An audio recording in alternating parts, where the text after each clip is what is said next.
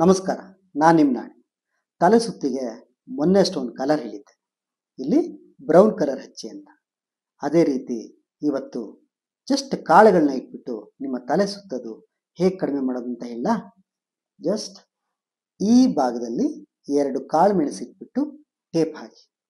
ಪ್ರತಿದಿನ minimum 2 hours ನಿಮ್ಮ ತಲೆ ಸುತ್ತು ಕಡಿಮೆ ಆಗ್ತಾ ಹೋಗುತ್ತೆ. ಅದೇ ರೀತಿ ಕೆಳಗಡೆ ಕಾಲಿನಲ್ಲಿ ನೋಡಿ, ಈ ಜಾಗದಲ್ಲಿ ನಿಧಾನವಾಗಿ ಈ ಥರ ಮಸಾಜ್ ಮಾಡಿ. ಹೀಗೆ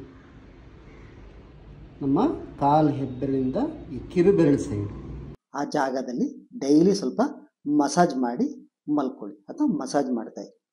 ನಿಮ್ಮ ತಲೆ ಸುತ್ತು ಅಥವಾ ವರ್ಟಿಗೂ ಕಡಿಮೆ ಆಗುತ್ತೆ.